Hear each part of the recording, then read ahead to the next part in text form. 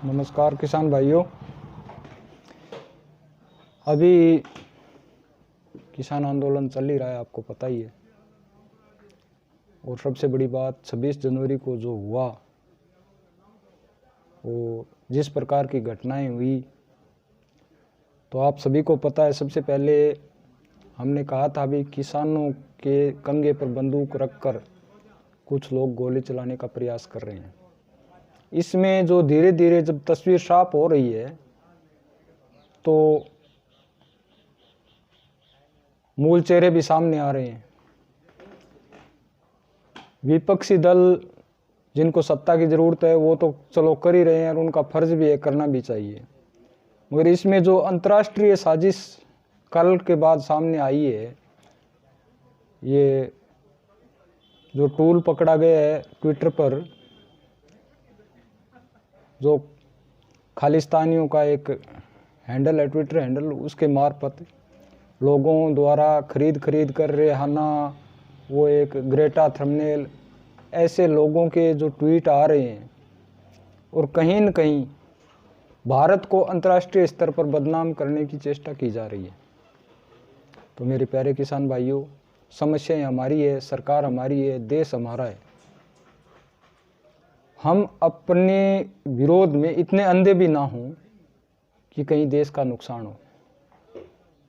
तो जहाँ तक मैंने देखा है, इस आंदोलन की जो परिणति हो रही है, जिस प्रकार से सरकार ने इस आंदोलन को संतुलित किया है, लाल किले पर जो इतनी बड़ी घटना हुई और इतना बड़ा षड्यंत्र रचा गया, फिर भी एक भी गोली पुलिस द्वारा नहीं चलना, ये एक प्रकार में से ऐतिहासिक तथ्य है। आप सभी को पता है कि ऐसी घटनाओं पर जब गोली चलती है तो 100-200 लोग मारे जाते हैं, और 100-200 लोग मारे जाने का मतलब अंतर्राष्ट्रीय स्तर पर भारत की छवि को धूमिल करना कितना आसान हो जाता। कुछ षड्यंत्रकारी तत्व किस प्रकार से किसानों के कंधे पर बंदूक रखकर हमारे देश को बर्बाद करना चाहते हैं। इसलिए मेरी किसान भाइयों से अनुरोध है कि कृपया स्थिति को समझें। हमारी समस्याएं हम हल करेंगे, हम लड़ेंगे, सरकार से लड़ेंगे। मगर जो ये षड्यंत्रकारी ताकतें हैं, मुख्य रूप से भारत के कम्युनिस्ट, और आजकल, पहले ऐसा नहीं था कि कांग्रेस पार्टी जिसने सबसे ज़्यादा इस देश पर शासन किया, किस प्रकार से अपने उल्लू सिद्ध करने के लिए, सत्ता प्राप्ति के लिए किस प्रकार से विदेशी ताकतों के साथ मिलकर षड्यंत्र रच रहे हैं, इसे हमें उभरना होगा। नहीं तो सांप निकलने के बाद लीक पीटने वाली बात है। हमें अपने इतिहास को नहीं भूलना चाहिए। हमने आपस की लड़ाई में बार बार विदेशी आक्रांताओं के आगे समर्पण किया है। इसलिए मेरे मोतियों से महंगे किसान भाइयों, मुट्ठी भर लोग इस देश को बेच दे, ऐसा हो नहीं सकता। जो जिस प्रकार की मिथ्या और जिस प्रकार के एकदम तथ्यहीन आरोप प्रत्यारोप किए जा रहे हैं, उसके प्रति अपने आप को सचेत करें। कृषि सुधार कानून 20 वर्षों की अनथक मांग और प्रयासों के बाद आए हैं। हो सकता है इसमें कुछ गलतियां हो, कुछ त्रुटियां हो, इसको हम मिल बैठकर सरकार से मिलकर सुधार करवा सकते हैं। ये बिल वापस करने की जिद ना तो किसान संगठनों की है और ना ही किसानों की है। ये सिर्फ उन लोगों की मांग है जो भारत को तोड़ना चाहते हैं।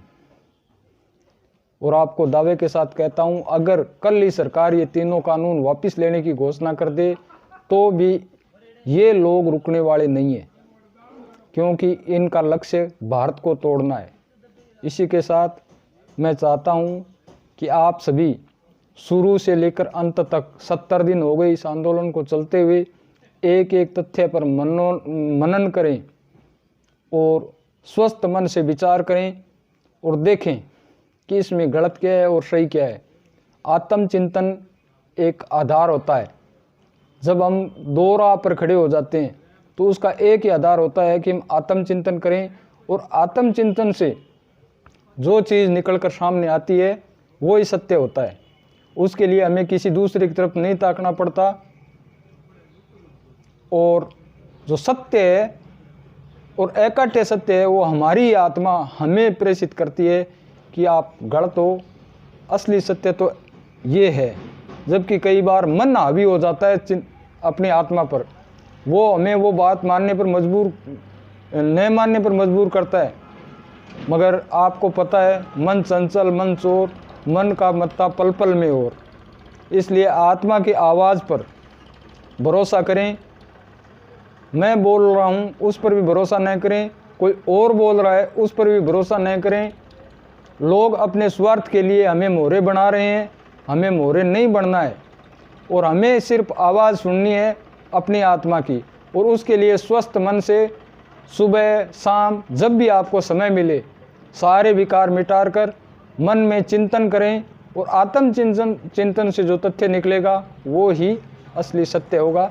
धन्यवाद। जय श्री राम।